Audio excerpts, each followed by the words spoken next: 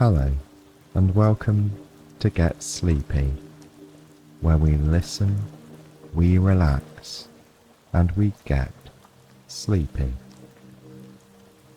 I'm your host, Thomas. Thanks so much for tuning in. Tonight we'll begin a dreamy retelling of the classic tale Beauty and the Beast. It's a perfectly autumnal story to lead you into a good night's sleep.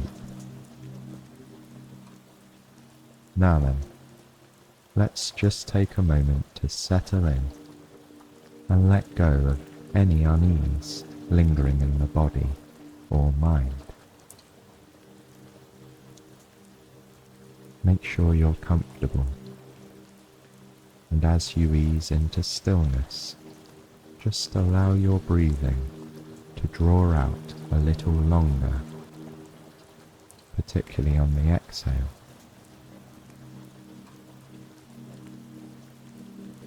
Focus your attention as much as you can on your breathing. Let the slow, steady rhythm of the airflow become a mindful and soothing experience.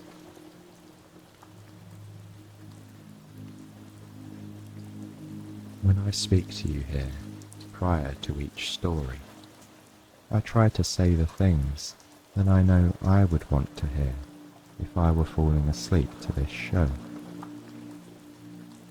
I've found the process of getting to sleep in particular rather difficult throughout much of my life. I still have bad patches nowadays, but I've gradually learned to remain calm and not let it stress me out on those difficult nights. Yes, it can make the next day a fair bit more challenging, but getting worked up about it only brings more wakefulness. So remember, while you listen along tonight, you can use your breath to help pacify any stress, tension, or worry. It's a simple yet effective way to calm the nervous system and guide you into a beautiful night's sleep. And that's especially true when you combine those deep breaths with a dreamy bedtime story like this one. It's a tale as old as time. So, without further ado, let's drift into the fairy tale world of Beauty and the Beast.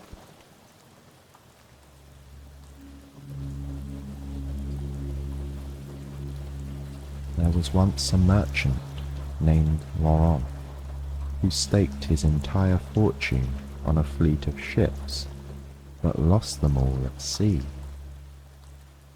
Being a widower, he didn't have to take this news home to a wife. However, he had 6 children who had grown used to a life of relative privilege.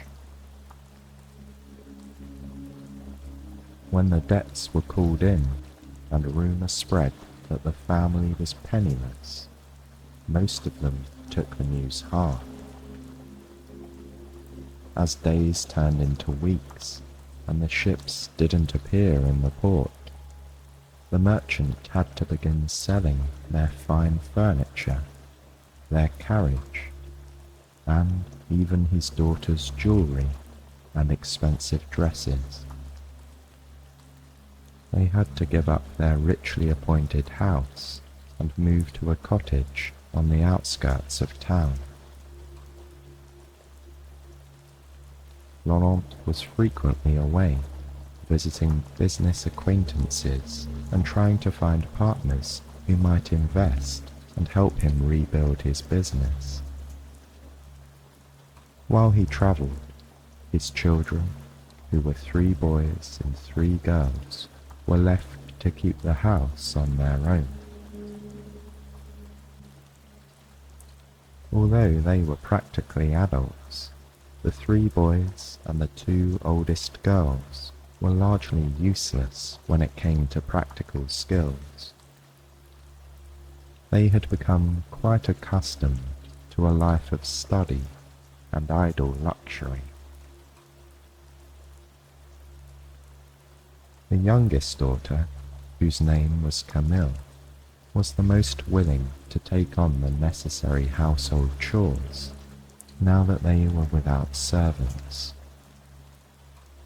Perhaps it was her more impressionable age, or perhaps it was that she had a sweeter, more steadfast temperament. Whatever the combination of factors, Camille did the best she could to learn the basics of running a household. Indeed, she was the only member of the family who was truly liked by the people in the village. Laurent's brood did not have many friends. To make their situation worse, the 5 oldest children also made no effort to adjust to their new lives.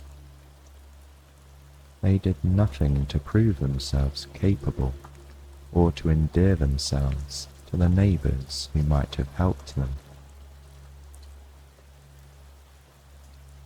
Camille, however, sought advice from the villagers about unfamiliar skills such as baking, sewing, gardening, and keeping chickens. Their wariness turned to a genuine affection when they grew to appreciate her willingness to learn and to work hard. In this way, over time, she became the glue that held Laurent's household together. While the 5 older siblings struggled to accept their fate, unable to change, Camille ensured that they had a tidy home and that there was food on the table. One day, when the family had been living this way for nearly 2 years, Laurent received word that one of his lost ships had appeared in the port, its cargo largely intact. The family rejoiced at this miraculous news, the older 5 siblings declaring that their lives among the villagers were finally at an end. Camille took pleasure in their happiness, but the news did not seem as important to her as it did to the others. She had come to love their small cottage, with its tidy garden and comforting aroma of baking bread. Although it would be a relief to see the rest of her family content, she was unsure as to whether she wanted to return to their former lives of idleness. She had become a person who liked being useful. In order to reclaim his property, Laurent had to travel to the port by horseback, and it would be a journey of a couple of days. Once there, he could arrange for the proper dispersal of his reclaimed wealth and hire a comfortable coach to bring him home. In anticipation of their improved fortunes, he asked each of his children what gift they would like to have from the city. The older siblings demanded finery. They asked for silk shoes with sparkling buckles, hats with elaborate trimmings, velvet capes, furs, and jewels. Only Camille was silent, seeming to think very hard about what her request would be. When her father turned to her and told her to speak up, she hesitated briefly. "In truth, father, I have always dreamed of seeing a rose," she said. "They do not grow in this part of the country, and they are so exotic and expensive. If you could bring me a single rose in any color, that would be lovely." He chuckled at the strange whims of his youngest, but he readily agreed. Privately, he thought he would also bring her a necklace or some sort of bauble to go with the flower.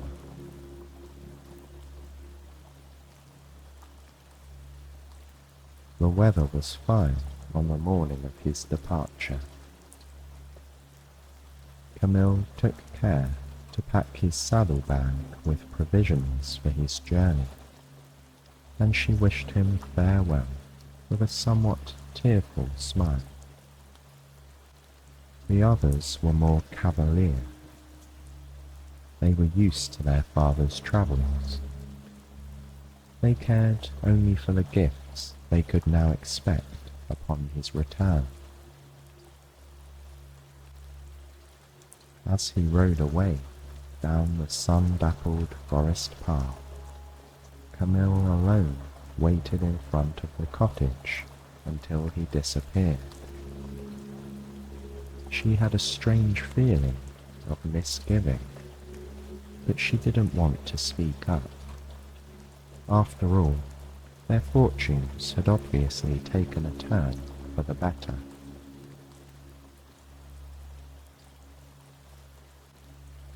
While Laurent's children waited at the cottage, he steadily made his way to the port city, filled with anticipation of reclaiming his wealth and status.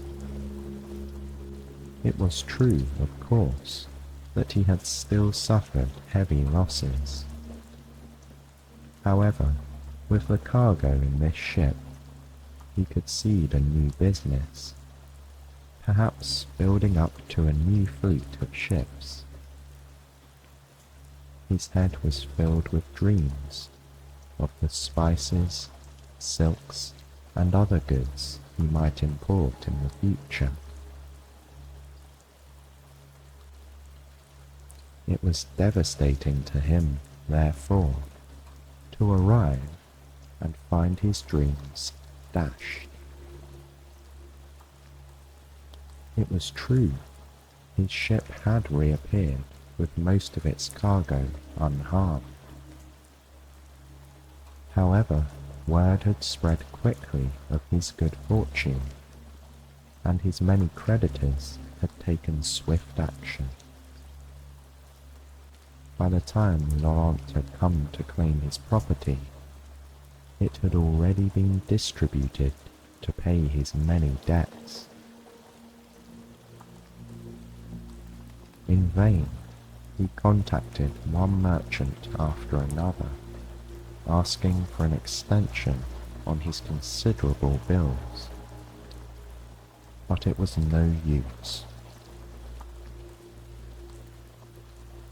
At the end of the day, he was a man without debts, but he was empty-handed. There was no money left for him to invest, and there was certainly no money to spend on the gifts he had promised to his family. He was so disheartened, he didn't even want to stay in the city overnight. Without properly provisioning himself, considering the weather, or sending any correspondence ahead of him, Laurent mounted his tired horse again and rode out of town, heading back down the provincial road that had brought him to the port that morning.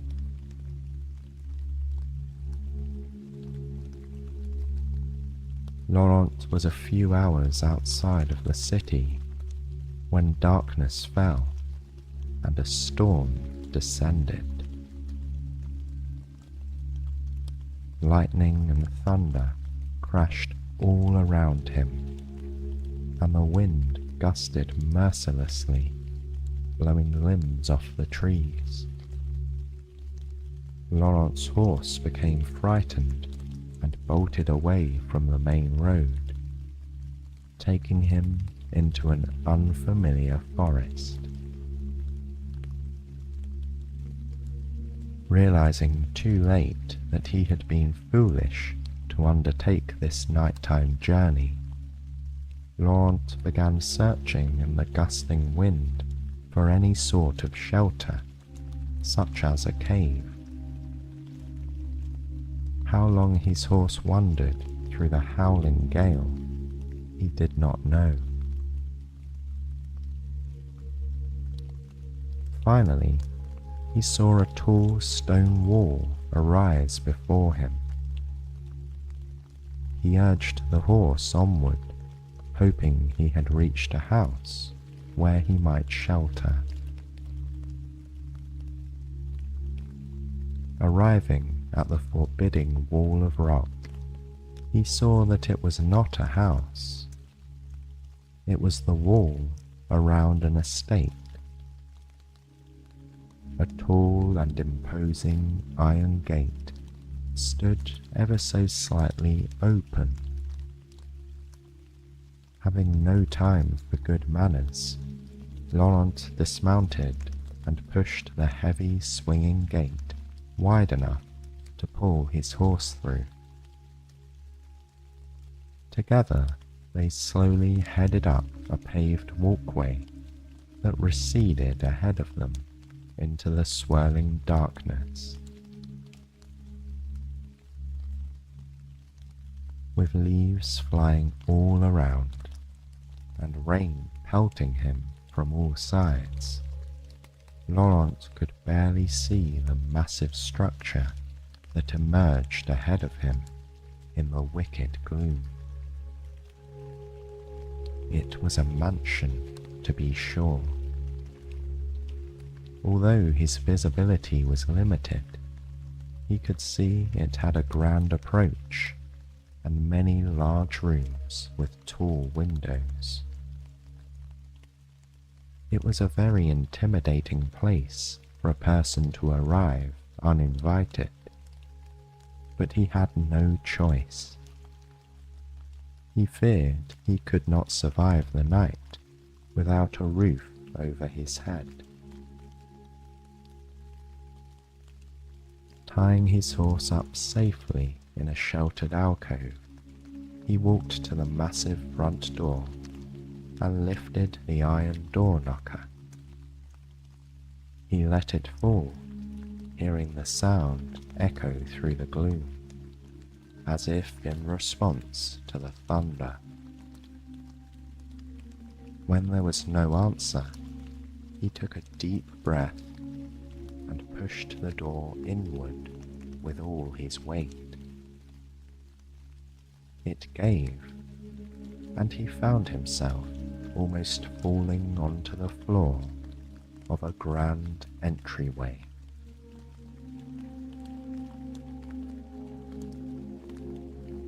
Laurent lay on the cold flagstones for a moment, regaining his breath in the eerie stillness. He could still hear the rain lashing the front steps through the crack in the tall door, and thought to himself how glad he was that he'd found shelter for his horse. Rising in the semi-darkness, he peered about him. He was in a grand reception area with a curved staircase ascending on either side. Suits of armor stood sentinel here and there. Ahead of him there was a set of richly carved double doors. The silence inside the house was profound. He could have heard a pin drop, but there was a light glowing around the cracks of the doors in front of him. After a few half-hearted efforts to call out to the occupants, he took another deep breath and walked toward the lighted room. Pushing the doors slowly open, he leaned inside and scanned the room. A fire was roaring in the cavernous hearth.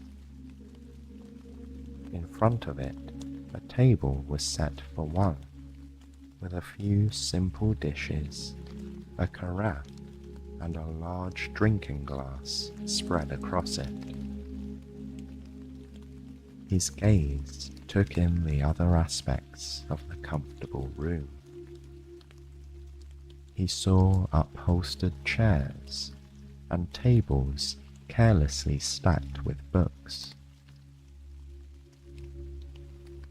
Still, there was no sign of the owner. Laurent awkwardly sat down on one of the armchairs and waited for a few moments. Soon, he could not take his eyes from the simple dinner laid upon the table. The loaf of bread and the aroma of the roasted meat tormented him, and his stomach growled loudly. As minutes passed and nobody appeared, he soon gave in to his hunger and seated himself at the table. First, taking just a slice of bread, and then slowly eating the entire meal, he passed an hour in contented silence. Perhaps, he thought, the owner was away from home and sheltering from the storm elsewhere. Taking a deep drink of the delicious liquid in the glass, he hungrily polished off the rest of the dinner. Yes, he told himself, the owner was away, and he would be able to explain himself in the morning. Upon finishing all the food, Laurent leaned happily back in his chair and drank the rest of the contents of the carafe. The fire danced before his eyes, crackling and popping with a comforting warmth. Draining the last drop from his large cup, he pulled the letter about his recovered cargo ship from his pocket. Just a short time ago, he had been so full of hope. Now, those dreams were gone again. He dropped the letter on the table and pushed it away. Without even realizing it, Laurent fell into a deep sleep.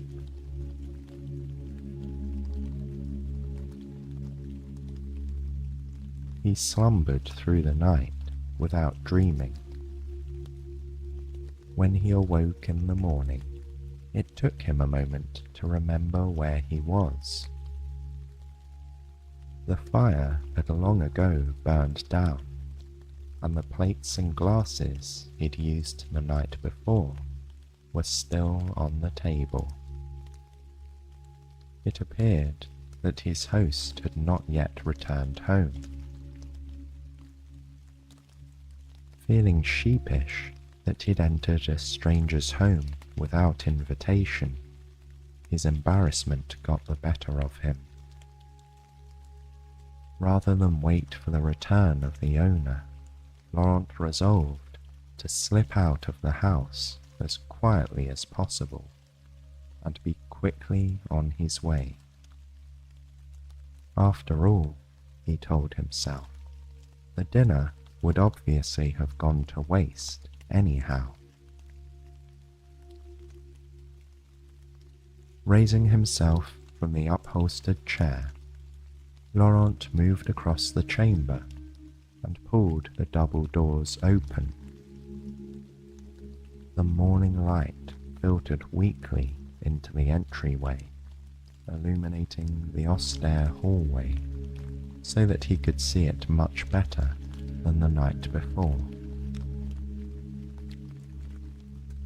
Stepping self-consciously into the foyer, he found himself tiptoeing between the vigilant suits of armor, as if they might come to life any moment and bar his path. Peering around him at the twin curving staircases, he noted that their carpet runners appeared neglected and fusty. It was as if nobody had been living here for some time. He walked lightly across the flagstones to the enormous front door. He reached for the handles and pulled with all his might. It slowly slid open again, revealing a misty courtyard outside. Squeezing himself through the crack and then pushing it shut behind him, he straightened his waistcoat and attempted to muster some dignity. Escaping his forbidding refuge like a thief in the night felt wrong, but he would try to put this entire, humiliating journey behind him. Making haste, he returned to the alcove where he'd left his horse tethered the night before. He was glad to find her well. He reached into his saddlebag to feed her an apple he had left over from the supplies Camille had packed for him. Then, untying the horse, he quietly led her down the stone path he had travelled in the whipping wind the night before. Looking behind him, he saw the mansion rising darkly into the growing daylight. It was an enormous chateau, long, beige and rectangular. The building had a main centre section and was flanked by identical wings on either side. The windows were tall and narrow, lining all the 2 large floors with a regimented appearance. They seemed to be staring down at him. The sloping tiled roof was thickly populated with chimneys. Turning away from the sight of the imposing chateau, he led the horse toward the front gate, taking in the overgrown gardens on either side of him. As he was nearing the end of the walkway, he spotted a particularly charming pergola that was overrun with rose bushes. Standing in the center of a round seating area was a rosebush blooming with the most stunning pink roses he'd ever seen. All at once, he remembered his promise to Camille. Resolving to keep his word to his youngest daughter, he eagerly set to cutting blushing roses from the bush with a knife he kept in his bag. One rose would not be enough to make up for the circumstances of his reappearance. he would take them all. Laurent was so absorbed by his task that he didn't hear footsteps approaching. However, as he backed away from the rosebush, now devoid of all its blossoms, he sensed he was being watched. Turning, he saw a tall, fierce-looking man glowering down at him. Or, at least, he thought it was a man. The being who stood before him resembled a human, but he was bristling from beneath a wilderness of facial hair, and he had an abnormally tall and muscular build. Obviously not prepared for company, he was wearing a wrinkled linen shirt and breeches, as if he had stormed over in a hurry. He appeared to be furious. "What do you think you are doing?" he said in a loud growl, like that of a wolf. Laurent froze, painfully aware of the bouquet hanging from his left hand. He stuttered out an explanation, saying that he thought nobody lived here. He said he assumed the roses would not be missed. Then, seeing no change in the man's fearsome countenance, he finished weakly with the explanation that he had promised some roses to his daughter. The beastly man in the linen shirt waited in stony silence, as if considering his next words carefully. Then he drew himself up to his full height and said, "You took advantage of my hospitality without asking. You ate my dinner. You slept in my chair. All of this I was willing to overlook without confronting you. However, you have now taken every bloom from my most prized rosebush. It has great personal meaning to me. There is not another like it, and each of those flowers is priceless in my estimation. I demand that you make an effort to compensate me for this." Hearing these words, Laurent felt his heart sink. He shook his head in defeat and told the man that he could not pay anything at all. He had nothing to offer. His stony-faced host regarded him coolly. "In that case, you must work off your debt," he responded. "I am in need of labourers here at my estate." Laurent gawked at him, trying to formulate another suggestion. "But sir," he protested, "I have 6 children at home. I cannot stay here with you. What will become of them?" The man appeared unmoved. "Either you work off your debt, or someone in your family must take your place," he said. "Take your roses. They are no good to me now. Return to your family and make your arrangements. I will expect you or your replacement to be here within a week. If you do not appear, I will find you."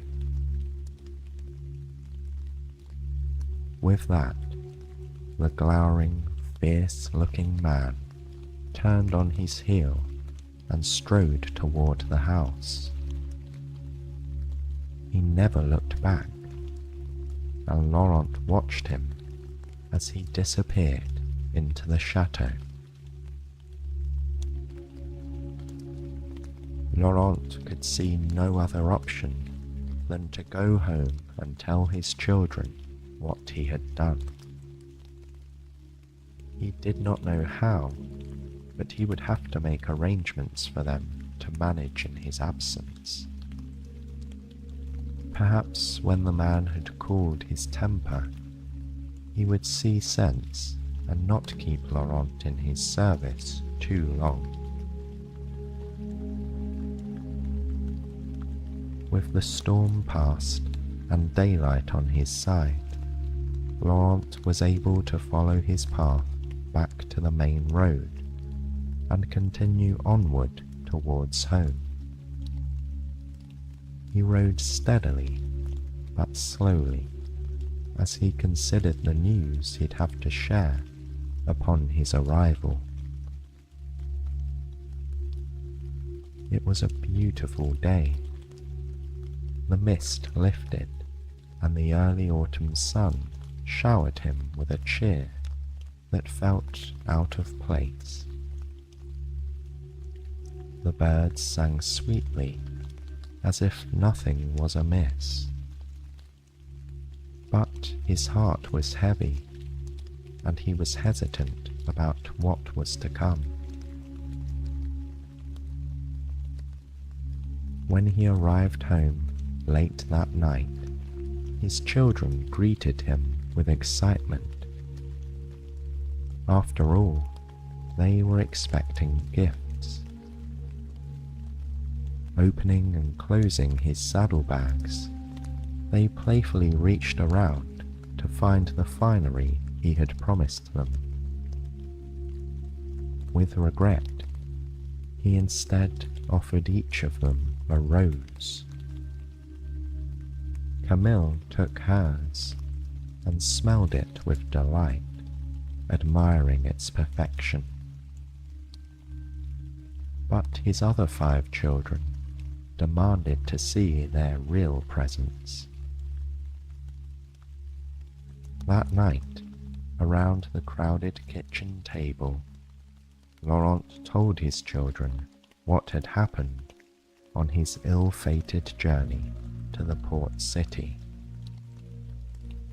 He related the loss of his remaining fortune, as well as the circumstances leading up to his current obligation to the owner of the mysterious chateau.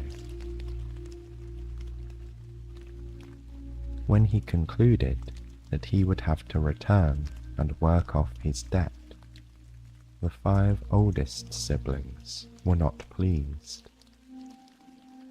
They pouted, asking how they were supposed to manage in his absence. Camille alone was silent. She sat at the table with an unreadable expression, lost in thought. Finally, she called for silence. Her siblings looked at her with surprise, as Camille was usually not one to insert her opinion. Camille announced that she would return to the chateau to take her father's place. Laurent's eyes filled with tears. He protested that he could not and would not allow such a thing. However, Camille's sound reasoning was difficult to counter. Father was needed at home to support the family. She, however, could be spared. Furthermore, she did have some household skills and would be able to do whatever cleaning or cooking was allotted to her. No, she concluded, there was not another reasonable solution. It was she who would work off the family debt. It only took a day or two for Camille to prepare her modest belongings for the journey. As the rose her father brought her began to wilt, she pressed it in a book to dry. She wanted to have a reminder of why she was leaving home to work for this beastly stranger on a distant and isolated estate. Camille was nervous about leaving behind everything she had known, but she was determined to make her father proud.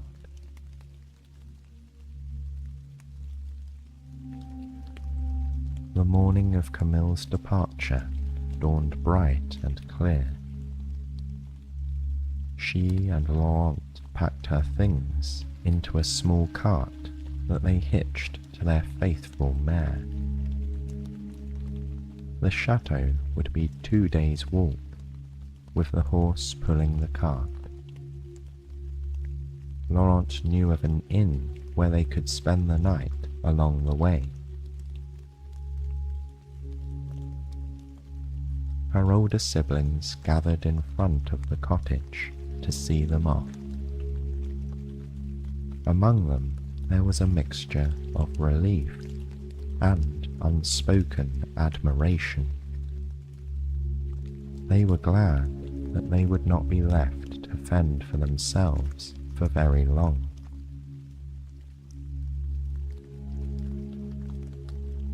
It was a somber journey for Laurent and Camille.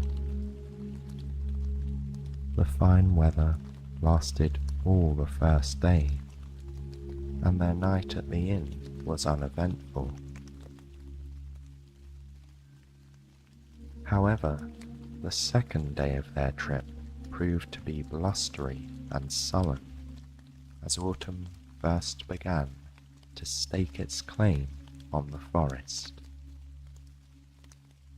The first of the fallen brown leaves blew across their path, and the wind whistled through the trees. Their faithful horse clopped along the road, slowly drawing them nearer and nearer to their parting. When Laurent spotted the turn-off from the main road that would lead to the chateau, his heart began to break more with each step. Sensing her father's sinking spirits, Camille bolstered her courage and smiled at him reassuringly. "Don't worry, father," she said soothingly. "I am a capable person. I will be fine." He nodded, hoping it would be true. Inevitably, the pair arrived at the gloomy entrance to the estate. Laurent knew the time had come. Pushing the gate open once again, he led the horse through the opening and approached the forbidding mansion for the second time.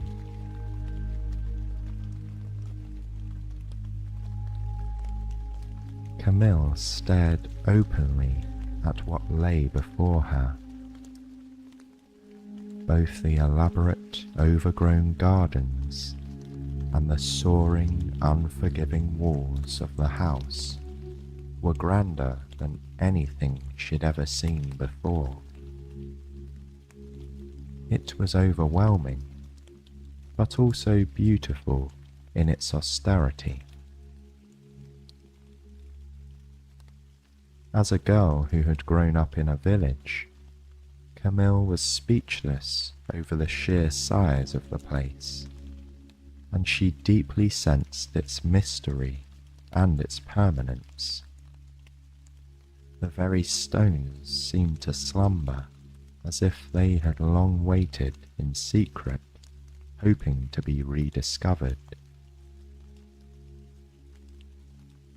She wondered what kind of work she would be required to undertake here, and hoped that it was not beyond her capabilities as the former keeper of a humble cottage.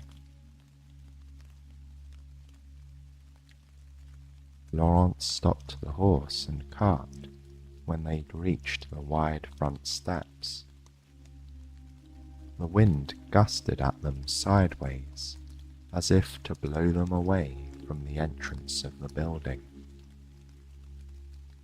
He slowly ascended, lifted the heavy door knocker, and let it fall. Father and daughter stood at the steps and waited, expecting the ferocious man of the house to appear. To their surprise, the door was slowly opened by a boy. He appeared to be about 13 years old, and was dressed simply in the clothes of a villager. Sticking his head out of the opening, he observed the pair with frank curiosity. Then, appearing satisfied by his findings, he nodded. "Is one of you the new servant, then?" he asked. Laurent was briefly taken aback, but he indicated that he had come to deliver his daughter, Camille, who would be working off the debt in his place. The boy nodded, as if this was not at all surprising, and tugged hard on the door, motioning for her to come inside. Then he told Laurent he could leave Camille's things in the grand foyer and go. With that, the boy scuttled off into the recesses of the house, presumably to announce that the new servant waited. With the wind at her back, Camille walked through the doorway and into her new life. It was an emotional parting for Laurent and Camille, but they both put on a brave face. He and the faithful horse turned homeward, the sullen skies weighing down on them, and did not look back until they were outside the gates of the chateau. Then the swaying trees of the forest closed in behind them.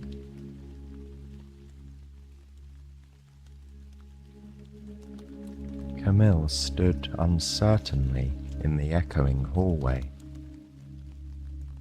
The grey light of the overcast day made its way into the room via tall windows above the door, but it did nothing to create a feeling of warmth. She suppressed a shiver, edging closer to the trunk that held her belongings.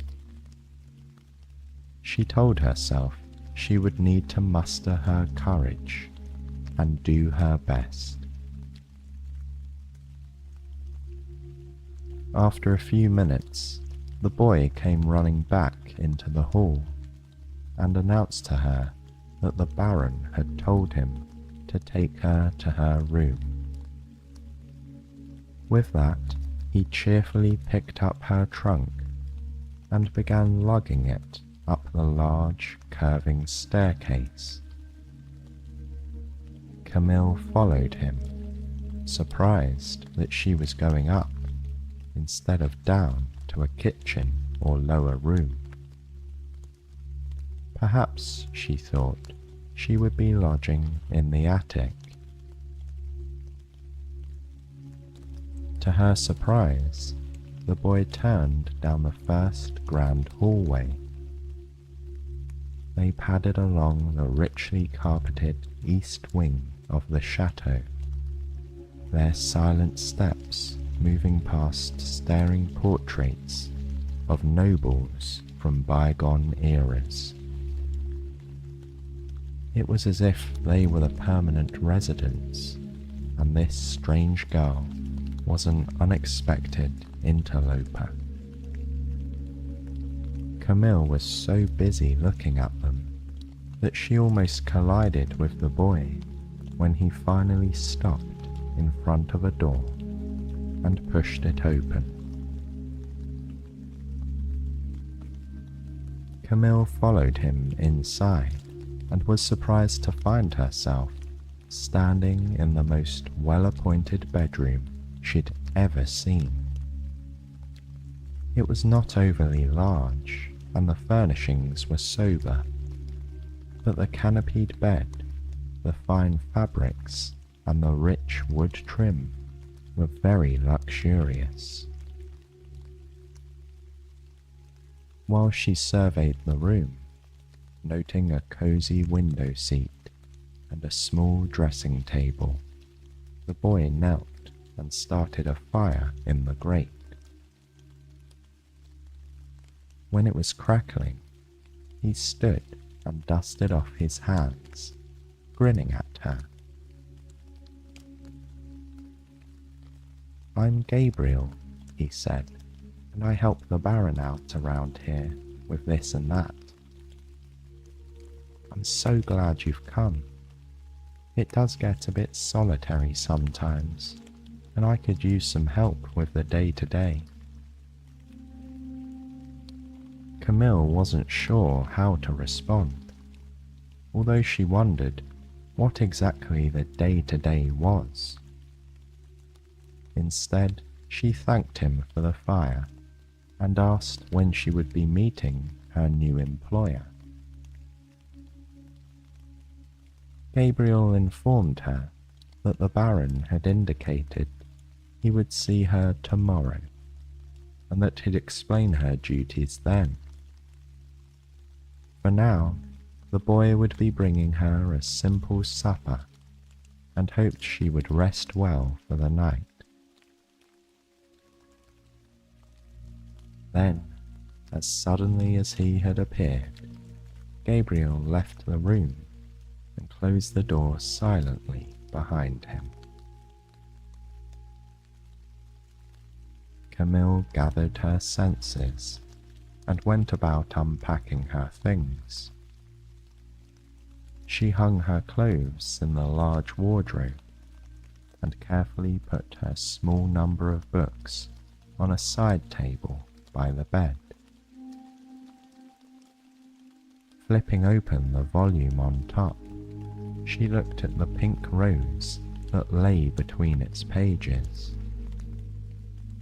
Smiling woefully to herself, she closed it again and pushed it to the side.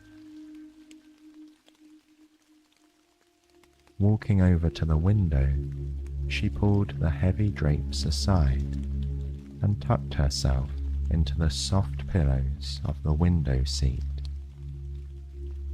From here, she had a sweeping view of the courtyard, with its gardens growing wildly around the edges of the walkways and up the stone walls around the chateau. Twilight was near, and the wind blew debris across the paved yard, tossing it up here and there into small cyclones.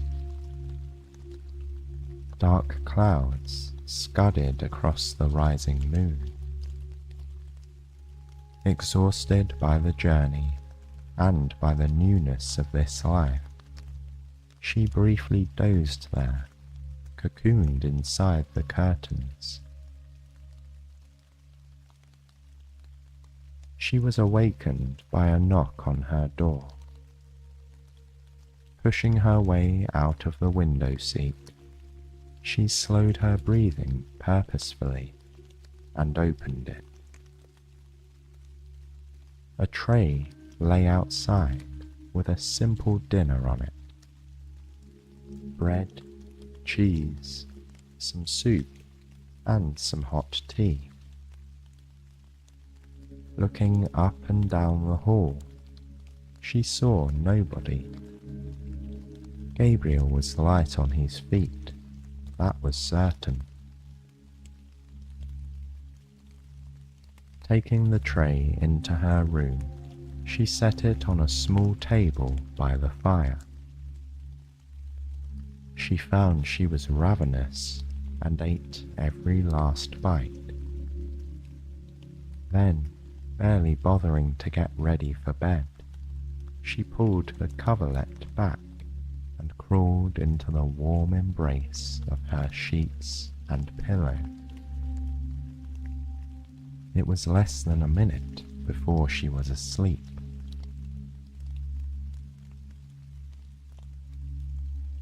That night, Camille had strange dreams.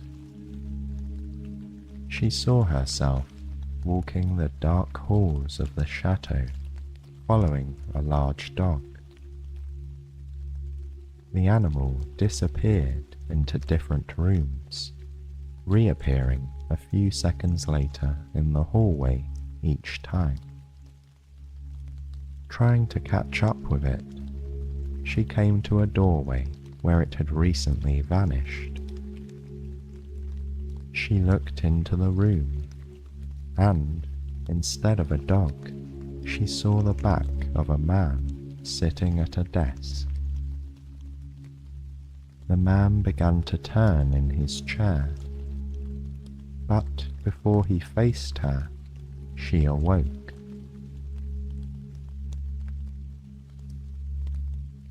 Sitting upright in bed, she saw that the fire had died down, and the sun was shining in her window. As her waking confusion cleared, there was a knock at her door. Gabriel was standing outside with a tray. "Good morning, Miss Camille," he said politely. "I've brought you a bite of breakfast." Then, motioning in the general direction of the entryway, he added, "The Baron requests that you meet him in his study when you are finished." Camille nodded to the boy, took the tray, and he disappeared again. An hour later, Camille stood nervously at the door of the very room where her father had once eaten his stolen fireside dinner. Camille could hear paper shuffling around inside. She cleared her throat and knocked lightly on the door. The noises stopped, and she heard a chair scraping across the floor. Momentarily, an enormous man with a copious amount of facial hair appeared. His features were unattractively prominent, and his face appeared to wear a natural scowl. He was a truly alarming sight, but Camille took care not to reveal her feelings and dipped her head politely in greeting. The huge man peered at her appraisingly and nodded his ungainly head in return. Then he gestured for her to be seated in a chair by the fire. He lowered himself into the armchair opposite. "I see that you are the one to work off your father's debt." Are you familiar with basic household tasks, such as cleaning and some cooking? He asked. Camille nodded, indicating that she was. The man appeared pleased by this. He lifted a heavy ring of keys off a nearby table. As you can see, I am very short on help here. Gabriel takes care of my basic needs. His mother keeps me provisioned with bread, milk, and eggs each day, and he runs errands to town. But there is nobody else to manage the estate other than myself. I'm sure you can tell that by looking around. It's still too much work for just you and Gabriel, but we will make do. He paused, as if waiting for a reply. Camille was aghast at the idea of being the only housekeeper in this huge mansion, but she didn't think there was a point in saying so. The man continued. These keys will open most rooms in the house, although there is little reason to use many of them. If you need something that Gabriel cannot get for you, please speak to me. Otherwise, I am not particular and would like you to make as many household decisions for yourself as possible. I spend most of my time in my study or in the library. Overwhelmed by the enormity of the job he was giving her, Camille could only nod, indicating that the interview was at an end. He stood abruptly. Camille rose from her seat, took the ancient-looking keys from him, and nodded. Then, as she made her way out of the room, he called after her. Dinner is at 7 p.m. I think it would be very sensible if you would join me in the dining room. Camille bobbed her head, thanked him, and left the study. She stood, somewhat bewildered, in the echoing front hall, feeling at once that she was lost in it, and also that it was closing in on her. Spreading the heavy keys across her open palm, she gazed at them reflectively. She didn't know what doors they opened, but they held a quiet aura of authority about them. She was stirred from her reverie by the sight of Gabriel emerging from the shadows.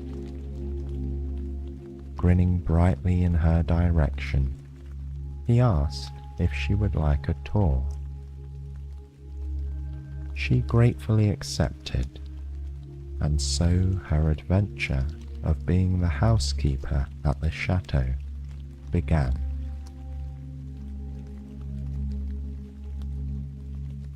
What Camille learned was that the employer lived alone, and had for many years. Because of his fierce appearance, the people in the surrounding area feared him. They whispered unkind stories and spurned him rudely when he showed his face in public. Gabriel was the only person who connected him to the outside world. He had started by running errands for the Baron years ago, but he had soon come to love and appreciate the man behind the unapproachable visage. He insisted that the Baron's bark was worse than his bite. Now, Gabriel spent every day at the house, taking care of what necessities he could. At night, he returned to his family's small home on the outskirts of town. "Truly, miss," he insisted, "the Baron is a fair and kind-hearted man." Gabriel gave Camille a tour of the many rooms and the corridors of the entire chateau, which was suffering from neglect throughout. Most of the rooms along the gloomy hallways were unused.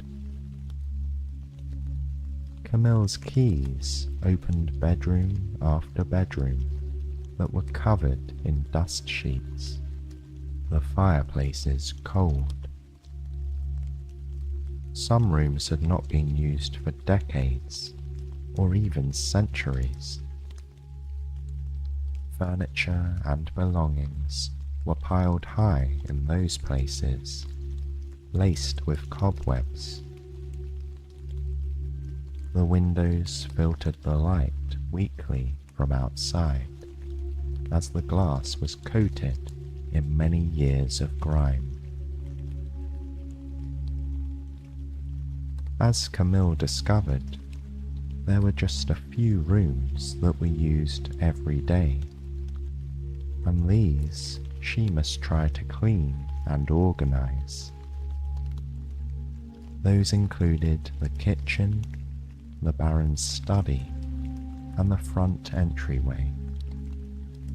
Most marvelous, however, was the library. Gabriel allowed Camille to peek into the library while the Baron was busy elsewhere, and she was astounded by it. A huge room with high ceilings and gold trim opened before her. Bookcases stretched all the way to the very top, lining every part of every wall, except where there was a window. Rolling ladders perched at the end of each side of the room, ready to slide across the bookcase and allow the visitor to reach any volume they wanted. And the volumes. It seemed there were too many to count. With spines in many colours of crimson, forest green, navy blue, and brown, each begged to be pulled from the shelf and perused at length. Camille was an avid reader of the few books she had possessed during her father's financial disgrace, but she had never seen or imagined a collection like this one. According to Gabriel, the Baron spent a large amount of his time here, and it did appear to be true. Tables throughout this lavish hideaway were piled with tomes that were open to particular pages or collected in groups. 2 worn leather armchairs spoke of long hours turning their heavy pages. Gabriel told her solemnly that he was to always keep the fire going in the grate during the day. Camille imagined what it would be like to open one of these countless volumes and sink into a soft chair, inhaling the scent of the aged and ink-laden paper It was intoxicating.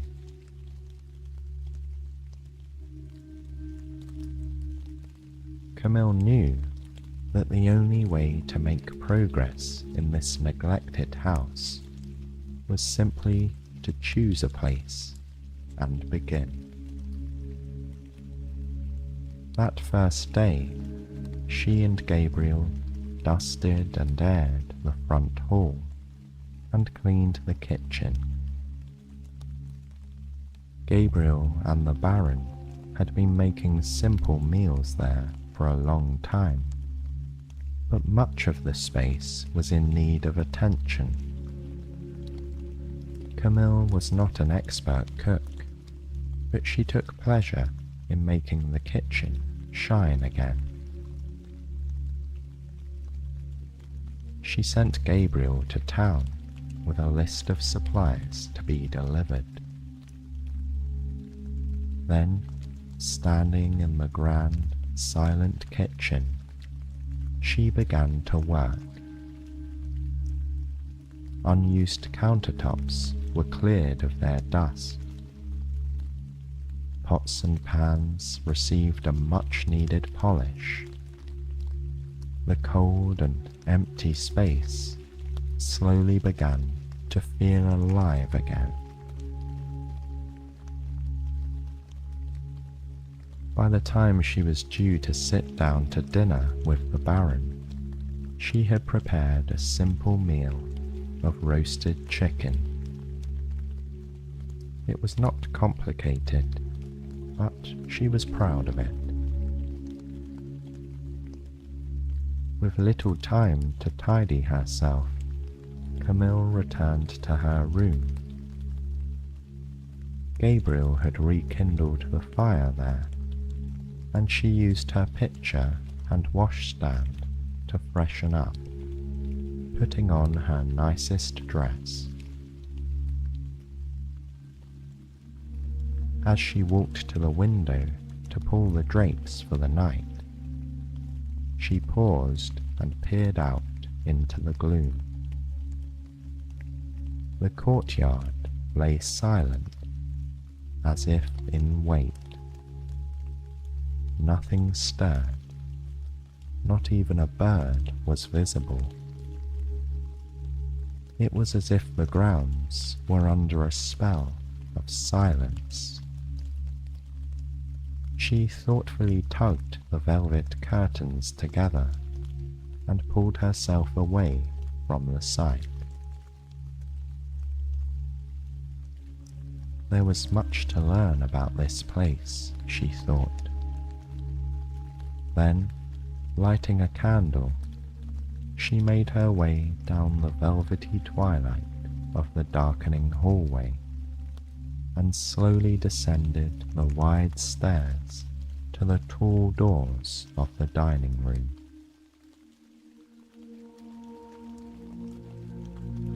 The space was very grand for 2 people. At one time, it had surely hosted glittering parties and showy formal dinners.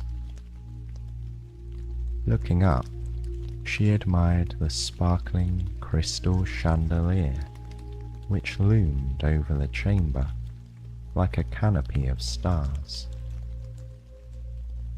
Gabriel had set 2 places at one end of the long table, and the dinner had been laid out.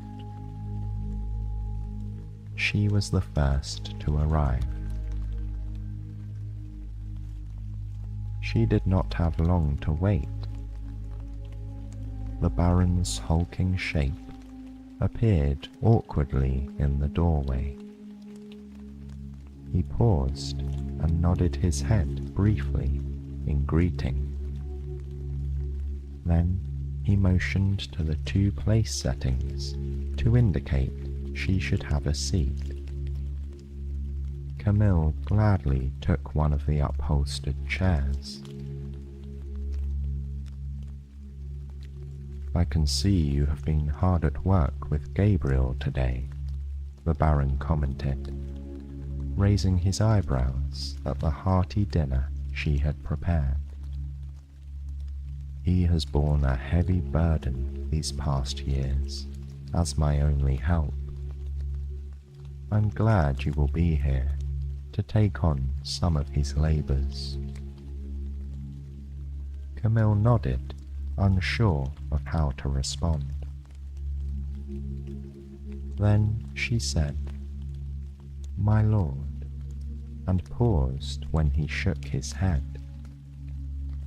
"Please, you may simply call me Antoine," he responded. "I am lord of nothing now. Lord of this chateau and its pile of dusty relics," he jested darkly. Then, looking in her eye, he said, "I am sorry you were compelled to come here under such conditions, but I hope you will be comfortable. I try to be a fair man, and I am glad of the company." Camille nodded and smiled briefly. "Would you like me to tidy the library tomorrow?" she asked. "I was not sure if you wanted me to go in there." The Baron thought briefly and nodded, saying that it would be fine. Then he offered, "You should feel free to borrow any book that you liked from the room. After all, in the words of Descartes, the reading of all good books is like a conversation with the finest minds of past centuries. I think you will find that my library has quite an incredible capacity to provide any book you have ever heard of. It is rather magical in that regard." Surprised by his kind offer and civilized words, Camille observed her unfortunate-looking employer while he ate. She had been at the chateau only a day, and her entire view of her situation had begun to change. She was the mistress of a large house, with full independence to work as she chose, and she had just been offered entrance to a vast library. Perhaps this twist of fate was not going to be as grim as she had imagined. She regarded her plate quietly in the flickering firelight, hearing only the clinking of silverware on china.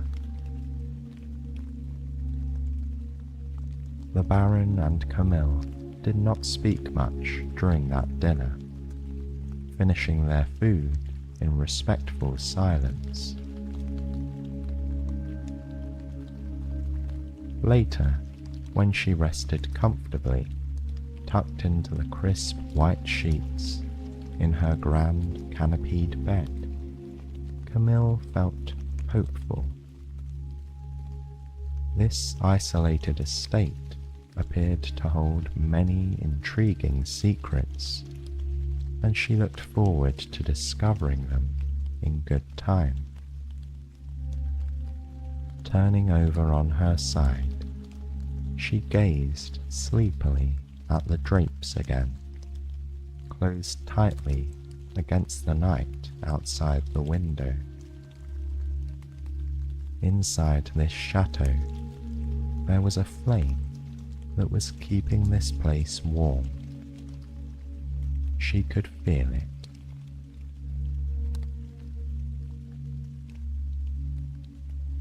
The next day, after tidying up the kitchen, Camille cautiously approached the library. She knew the Baron was in his other study, and it seemed like a good time to explore the marvelous room of books under the guise of cleaning it. Taking a duster, She began methodically moving around the stack of books and between tables, addressing neglected surfaces that had collected a layer of dirt over time. As she was about to move some stacked volumes aside, Antoine appeared in the doorway. "Please don't disturb any stacks or open books," he said.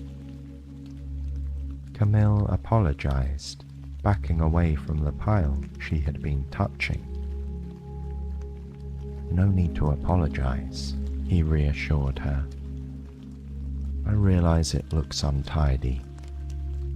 It's just that I am researching and I don't want to lose my place." Then he asked her if she had chosen a volume for herself. She responded that she had not, and asked if he had any recommendations. Camille admitted that she felt unequal to the task of understanding such important works. She had come from a much less learned background than he. Antoine smiled and spread his hands wide, saying, "Awareness of ignorance is the beginning of wisdom." Seeing her confusion, he winked humorously at her and added, "That bit of wisdom is from Socrates." Striding across the room, he picked up a small volume on a lower shelf and handed it carefully to her. "Maybe you would like some of his other thoughts." He believed strongly that we should all ask a lot of questions.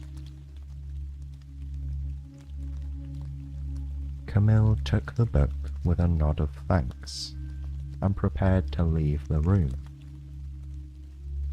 Before she did, however, she turned and indicated that she did, in fact, have a question. "Would it be possible for me to engage some villagers to come and tidy the gardens before winter?" she asked.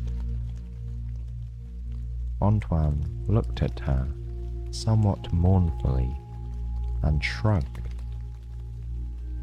"If Gabriel can find anyone willing to venture onto the estate, you are welcome to do that. Unfortunately, most are afraid to enter the walls of the chateau. I'm afraid many outlandish tales have been told about me over the years, which is why I find myself mostly alone." Camille frowned. "How can you bear it? Does it not make you angry to be treated so unfairly?" The Baron looked down thoughtfully and responded, "I was once a better-looking man who was also vain and foolish. It took a great misfortune for me to see the error of my ways, and the scorn people have for me is probably just payment for my folly." Camille did not respond.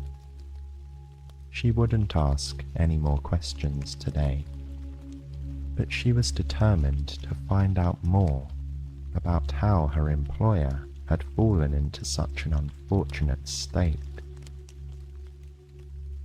For now, she was looking forward to reading Socrates in her room after dinner.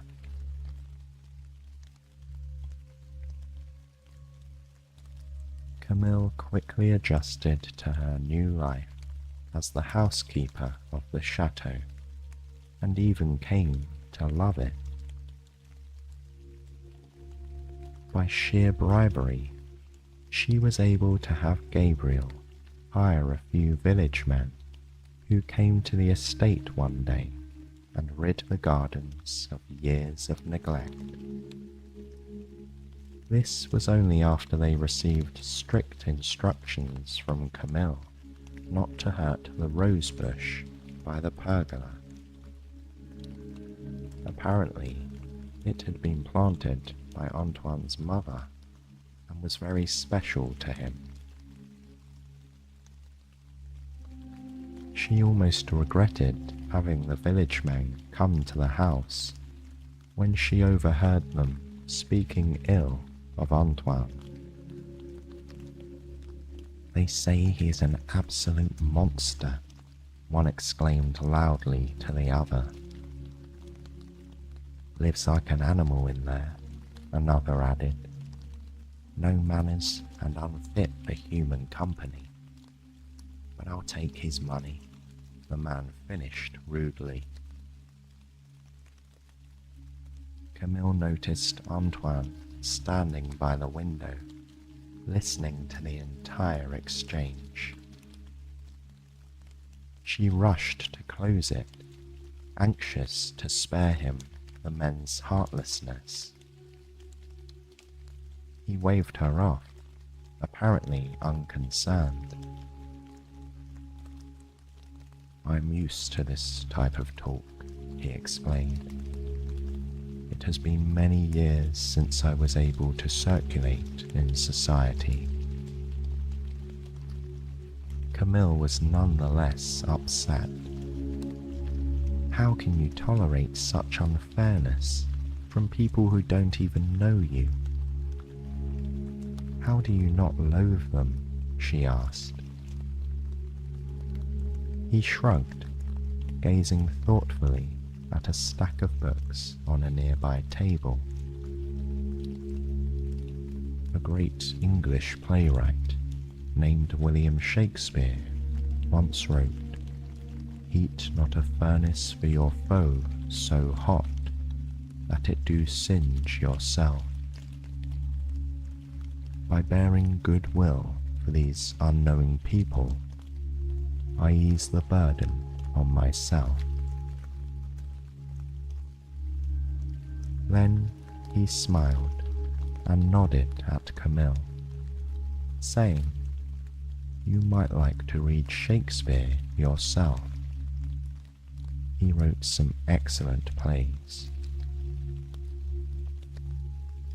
And with that, he turned back to his stack of books, leaving Camille to consider his words and the dreary day outside.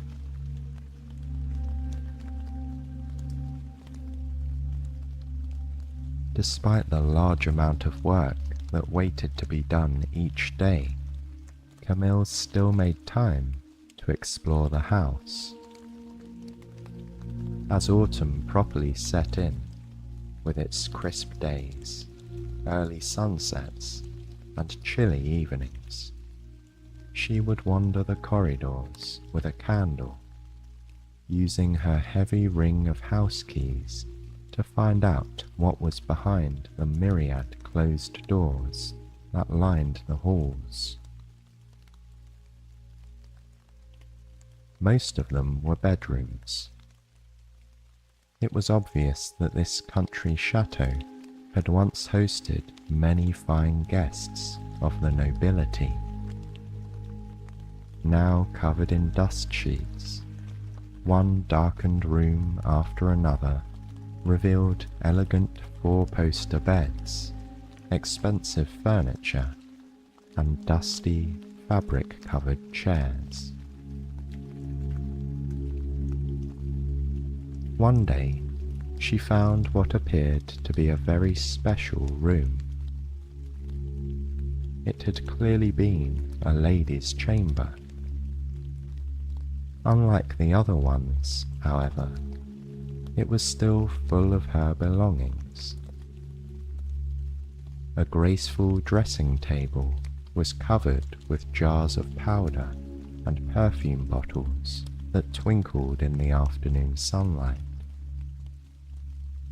elaborate wigs of the type worn decades ago sat nearby on their own stands, as if waiting to be taken to a ball.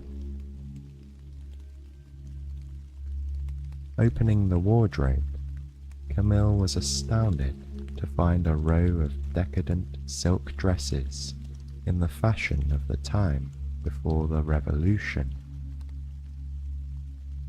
She ran her hand lightly over their delicate skirts, almost afraid that they would disintegrate in her fingers. She imagined the elegant woman who must have worn them. Opening the chest of drawers, she saw that it was filled with glittering necklaces. One small velvet container held a ring with a twinkling sapphire in it. Closing the box, Camille slid the drawer shut quietly. She would not want to appear to be thieving. Regretfully, she slipped back out of the room and locked it again. It was like a portal to a happier time, and by far the most beautiful thing she'd seen in the house.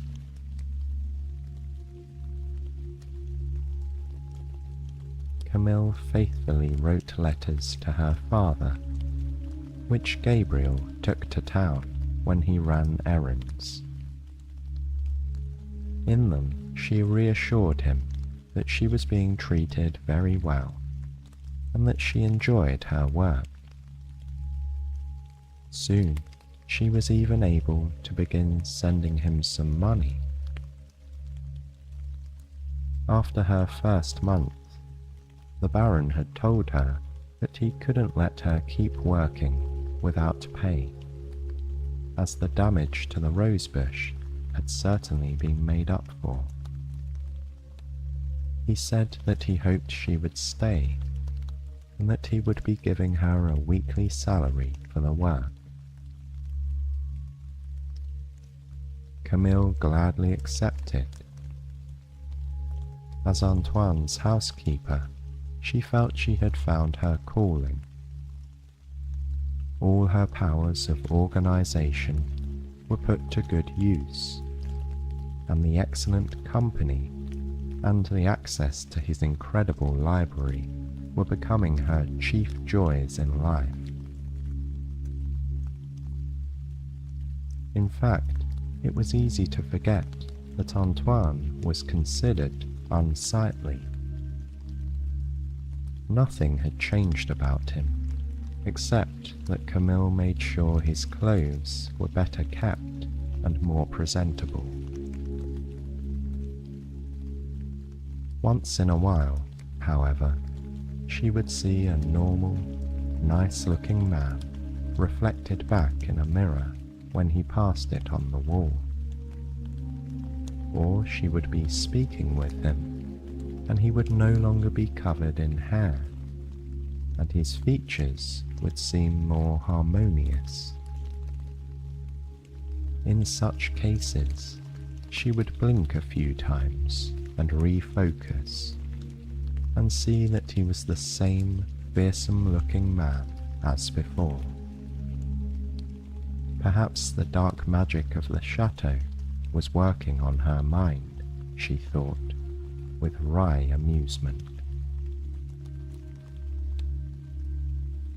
Occasionally, a beggar would come to the door with the biting winter wind at his back, not knowing anything about the notoriety of the estate.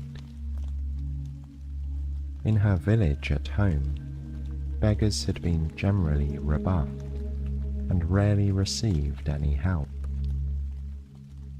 The attitude of the townspeople had been that they deserved what they got, and that hard-working people didn't end up destitute as they were. Camille expected Antoine to send them packing, but instead he would ask her to give them a meal and some coins before they left. Camille was moved to ask him why he exhibited such charity. After all, nobody who lived nearby showed any kindness to him. Once again, he referred to a great philosopher he admired, this one named Aristotle, saying, "It is the characteristic of the magnanimous man to ask no favor, but to be ready to do kindness to others." Then, somewhat woefully, he added, "I must learn to be a more magnanimous man, because it is my prior path in life that led me to ruin." She was not able to get any other explanation out of him at that moment, but she yearned to better understand exactly what had happened to Antoine.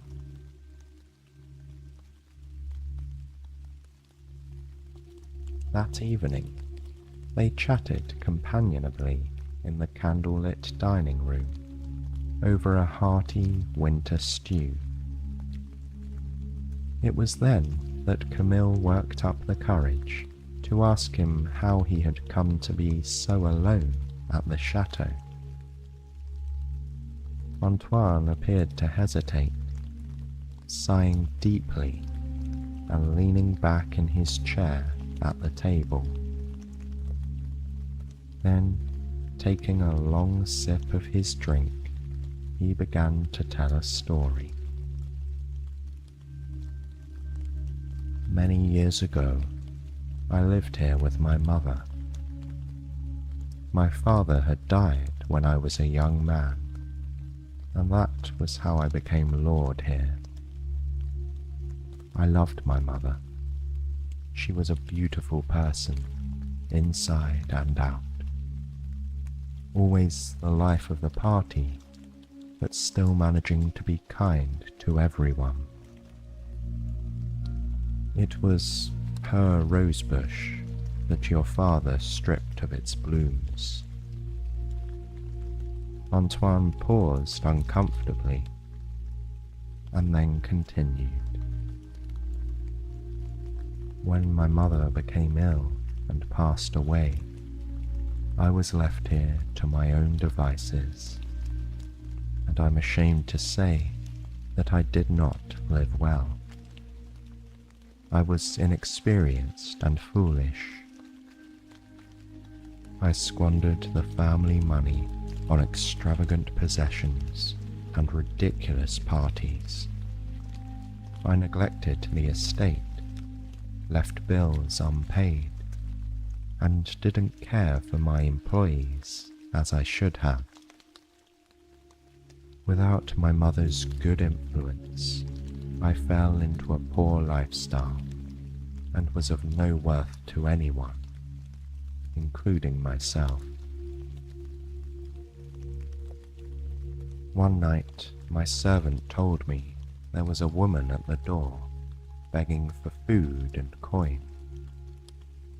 I was in the midst of a lavish party and could not be bothered.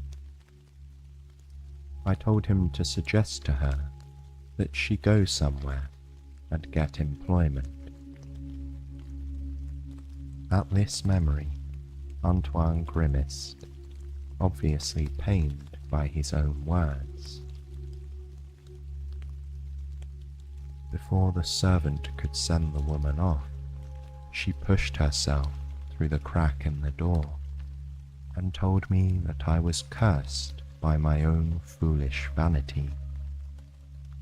She declared that I would spend my days spurned and unloved, and that the secret to my release could only be found in humanity.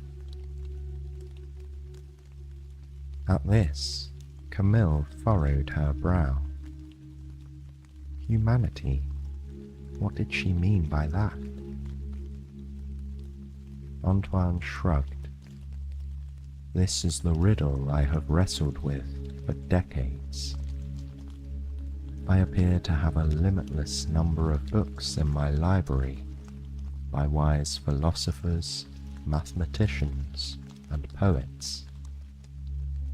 The best and wisest of what humanity has to offer is at my fingertips, probably part of my strange enchantment.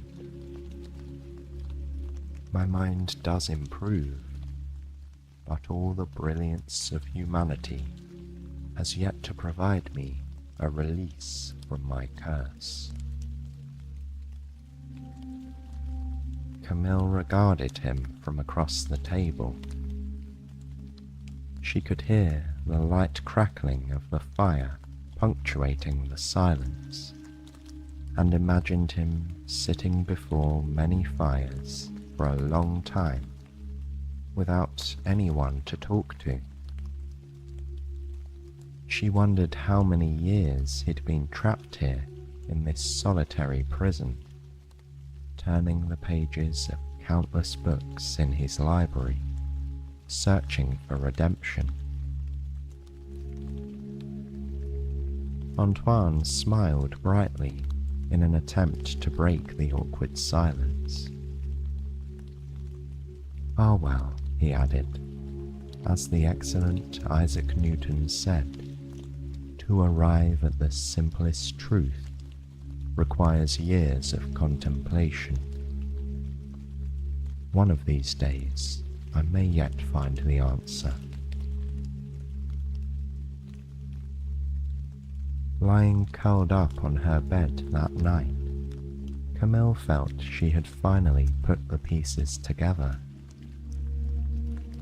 For all these years, Antoine had spent his time studying, thinking, absorbing, and repenting. He was no longer a man who would refuse kindness to even the undeserving. She did wonder what else there was that he could do. Would he forever be trapped here with his books and the dusty souvenirs of the regrettable person he used to be? She hoped not, because she had really come to admire him. She pulled the covers tighter around her chin and gazed drowsily at the remnants of the fire glowing in the hearth. Surrounded by the silence of the house, she slept for another night.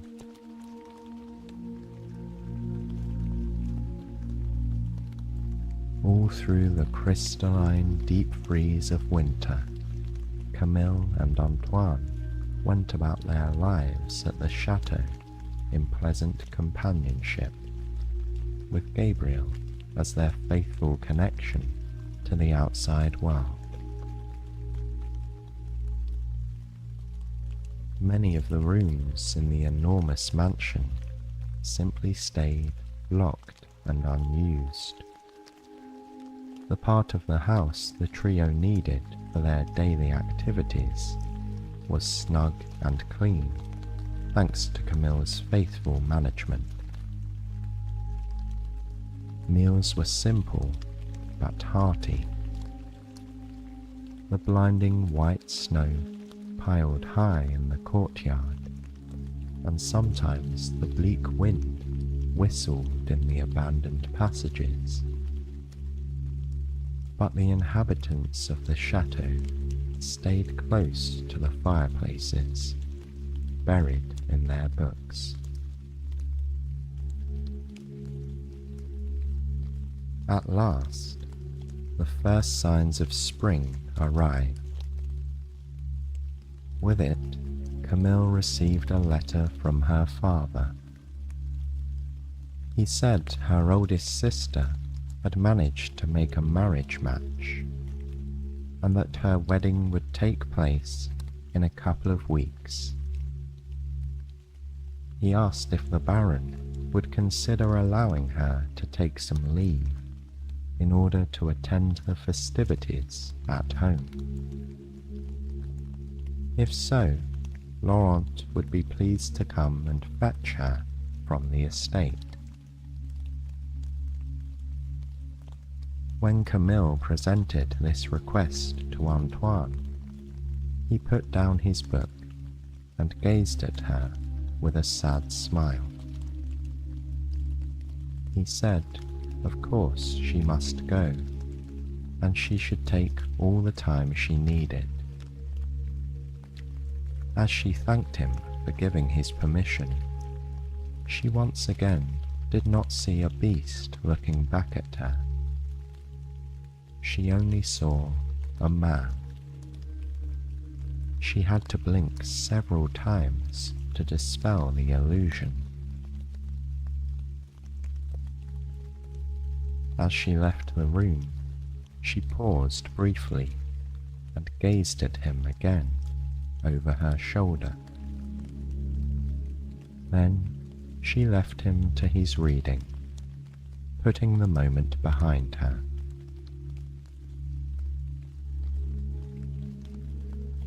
Her journey to and from her sister's wedding was uneventful. The family greeted her with much curiosity and perhaps some newfound respect.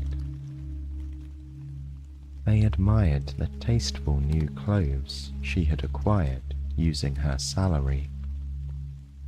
It was obvious that the money she was sending to them had helped secure her sister's marriage, humble though the match might be.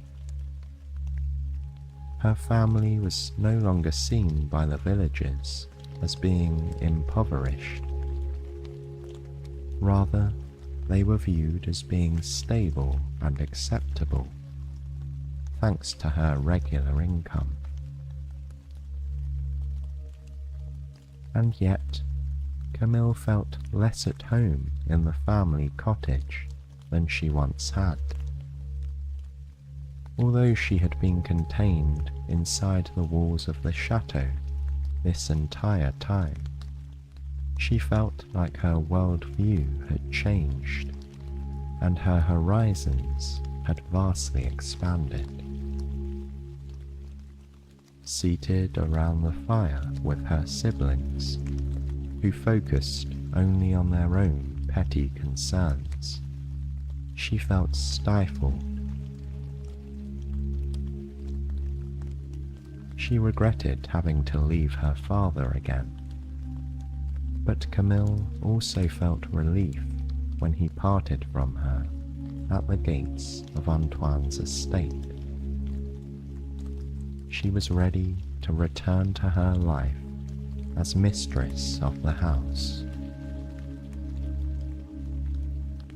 Her happiness, however, turned to dismay when she saw the disarray that awaited her. Gabriel answered the door eagerly, obviously delighted that she'd returned. He whispered to her that nothing had been the same since she'd left, and that the Baron was dishevelled and did not leave his library.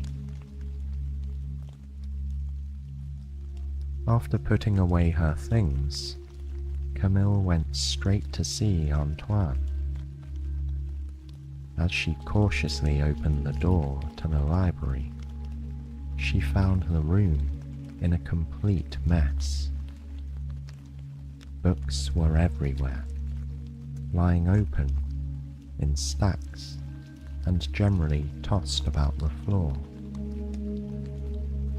Empty drinking glasses lined the tables. Antoine sat slumped in a chair, looking as if he hadn't changed his shirt in days.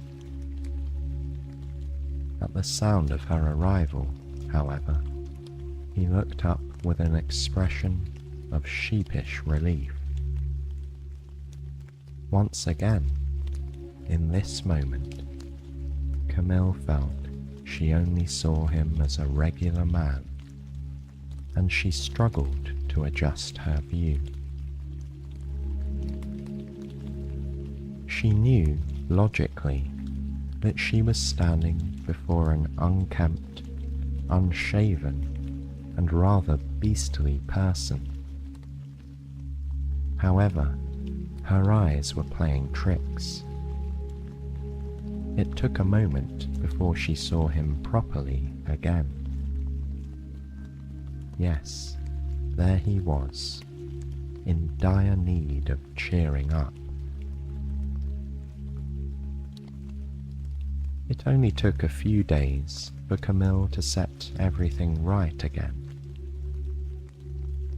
The dust and neglect of a couple of weeks were easily dealt with, and the Baron's mood improved instantly upon her return.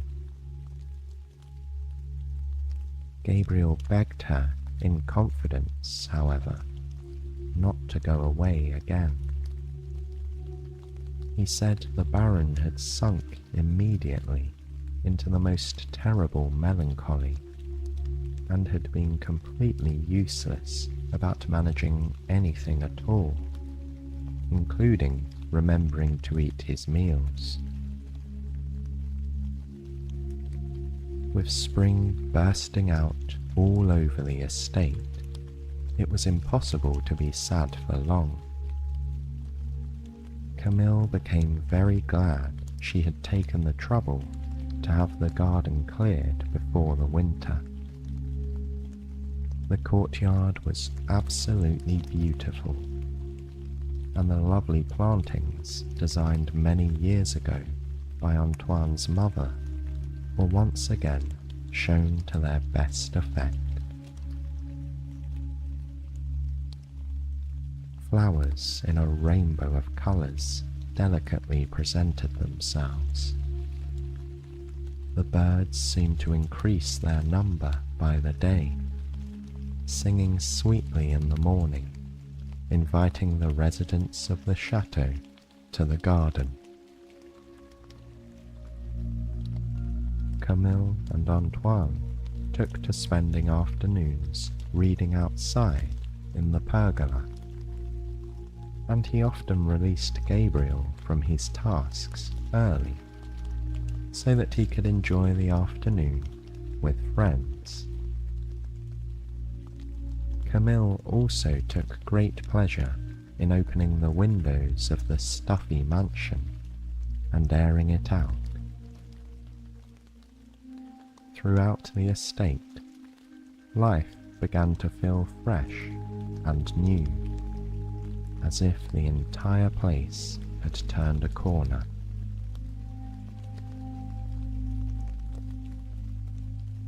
As the summer grew near, Camille received another message from her father.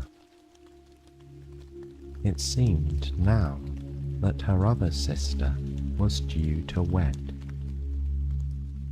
Once again, she was invited to attend the event. Camille was torn.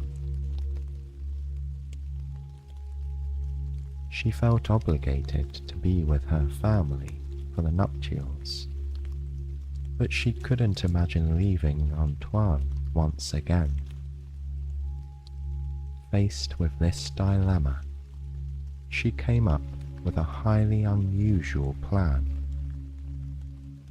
She suggested to Antoine that he should escort her to the wedding and take a room at an inn nearby. Antoine was aghast at the suggestion. "Have you not seen how people react to me?" he asked her. Camille had been expecting this, and she countered that her own village was far from here, and that people would not already have opinions about him based on hearsay. Privately, Camille did not view him as being terrible anymore. She only saw the wise, kind man that she'd come to know. Surely, she thought, the people at home would give him a fair chance. The strangeness of a lord attending a village wedding did not even matter to Camille. She had long ago stopped seeing Antoine as either beast or baron. He resisted and refused, but Camille said she would not go without him. Faced with the prospect of causing her to miss her sister's wedding, Antoine finally agreed. He seemed to dread the prospect, however, and was in a dark mood as the planning went forward. Camille would not be deterred. She sent Gabriel to the tailor in town, requesting that a new and well-cut suit of clothes be made to Antoine's measurements. It had not escaped her notice all this time that he was wearing the frivolous styles from decades before. The new fashion these days was cleaner and simpler. He would have a dignified suit that made him look less like a relic. Rooms at the inn were engaged, and the carriage was dusted off. Finally, a day came that Gabriel wished the pair well on their journey. He had never seen the Baron leave the estate. He promised to keep everything from falling apart before their return.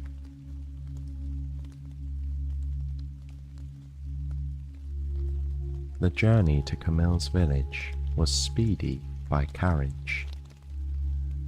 The distance was covered in just a day, and what a fine one it was. Summer was showing its face with verdant exuberance. As the horse clipped and clopped down the road through the forest, the birds sang joyously from the canopy of foliage over their heads. Bright rays of sunshine lit the road ahead of them, and the new leaves whispered beguilingly in the breeze. At first, Antoine was silent, as if passively resisting the reality that he was accompanying Camille somewhere in public.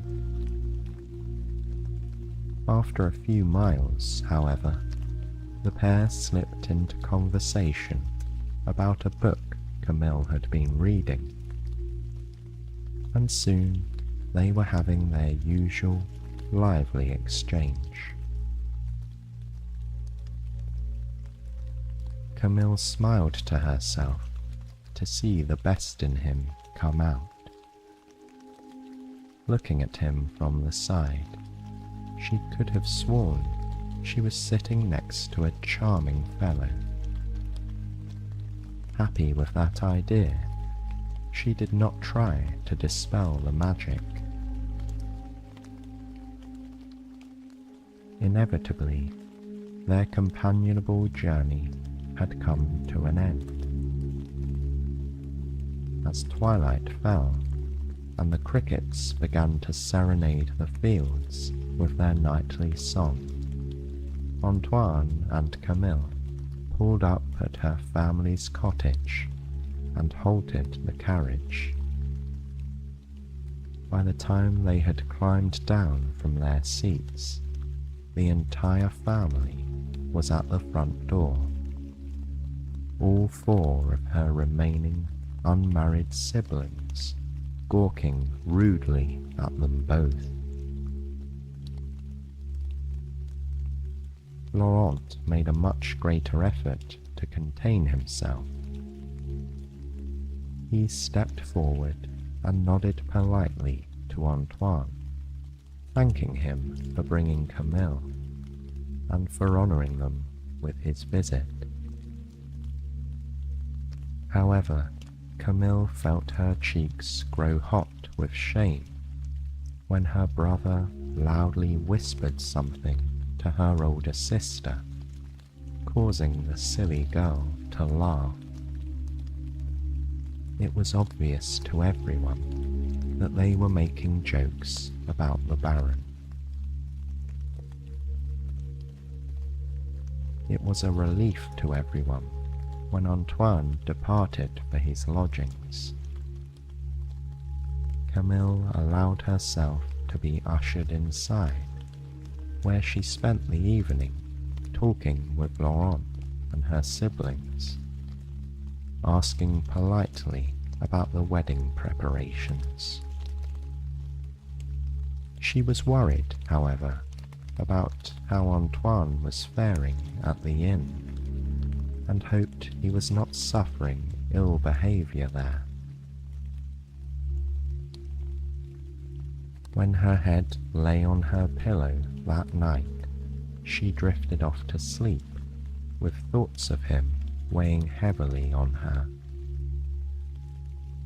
She realized she would be glad when they'd gotten through this wedding and returned to the chateau, which she now felt was her real home.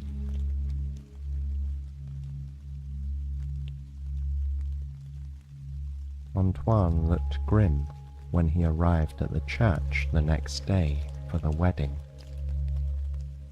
It was obvious that Camille's fears had come true. They sat in silence during the ceremony, both feeling as if they were being stared at the entire time. The small church felt tiny, with the whole congregation scrutinizing them. The celebration afterwards was on the village green. The party was simple but festive, with punch, cakes, and wildflowers creating a happy atmosphere. Ladies gathered in groups, delicately eating sweets, while children tumbled across the lawn, enjoying an afternoon of play. Camille and Antoine, however, did not feel part of the celebration. She stayed at his side, stiffly nodding to the villagers who had once been so kind to her. The welcoming people who had taught her to garden and bake years ago were now standing at a distance, whispering behind their hands and nodding knowingly in her direction. Not one neighbour had a polite word for Antoine, who smiled at all and said nothing. Her family was no help. They ignored the pair completely. As Camille and Antoine stood, fervently wishing for the party to end, they overheard two men speaking nearby. "He may have money," one said with a smirk, "but he'll never convince anyone to marry him with a face like that." The other man laughed. "It's a sad state of affairs when you have to court your own maid," he responded. Those words were the last straw. Camille put down her punch and walked to the center of the gathering, tersely announcing that she had something to say and that everyone must listen. I convinced the Baron to come with me because I thought you to be good people, she said. I was sure that his fine character and his kindness would make it obvious to you all that he is not the beast people make him out to be. Well, I'm ashamed to say that I was wrong. None of you are worthy of his notice. We will trouble you no longer. Let me tell you this, Antoine is a better man than any other here. I would choose him as a companion over every single one of you 100 times over, and that's the truth. The company was completely silent, looking in bewilderment from Camille to Antoine and back again. As she turned to face him, she saw the strangest thing. Where he had stood, a handsome, dignified man stood smiling gratefully in her direction.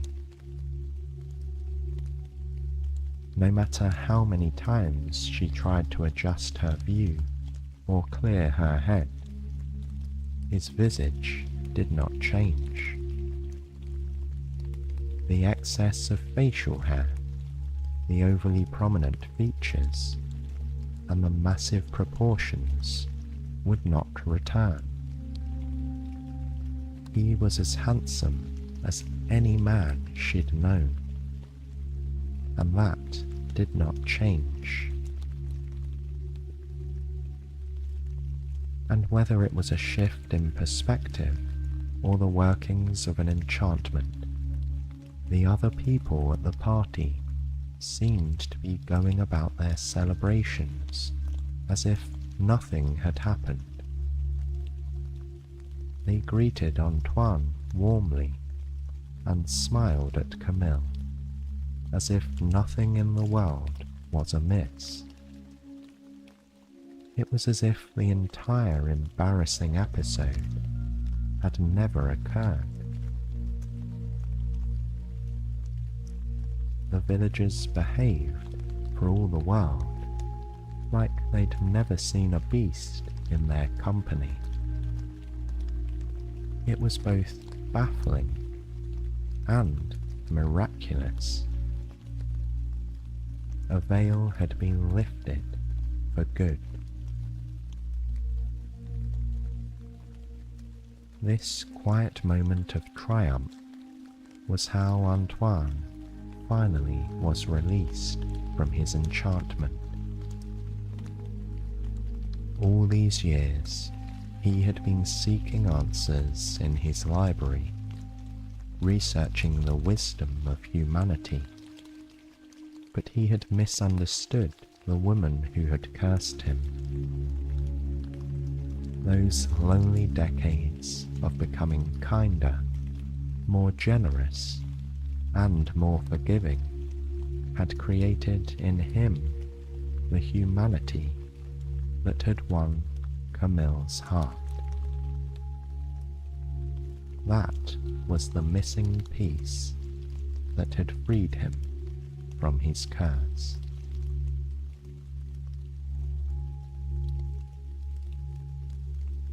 Not long after, Camille and Antoine sat together under the pergola in his garden, admiring his mother's rosebush, which was blooming abundantly once again. Twilight was descending upon the chateau, and the crickets were emerging to serenade the world as the happy pair enjoyed the balmy summer evening. Camille considered this glad new Antoine, appreciating his handsome face, so long hidden behind the guise of the beast. As she watched, he sat up straighter and reached into his pocket, pulling out the very ring she had secretly admired in his mother's dresser. "You were the only person who took the trouble to get to know me as I really was," he said to her. Then, in his way, he fell back to a quote from one of his many books.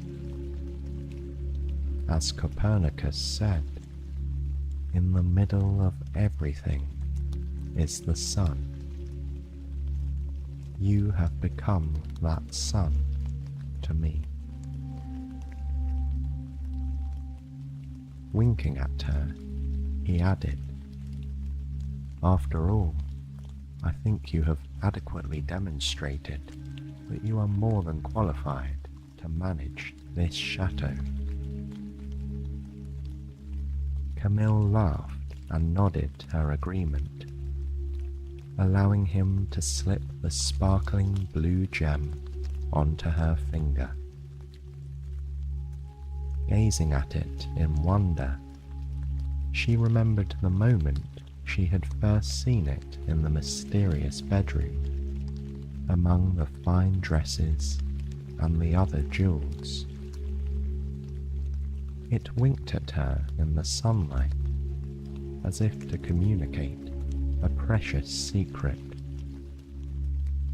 She would now be part of the history of this house.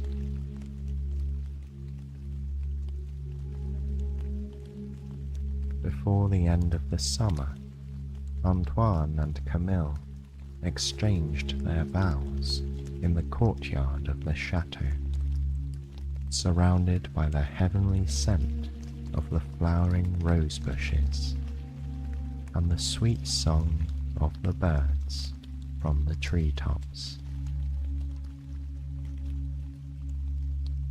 As they stood in the shadow of the house, Camille looked at Antoine with a grateful heart and felt a strong sense of belonging in a place she had once found so foreign.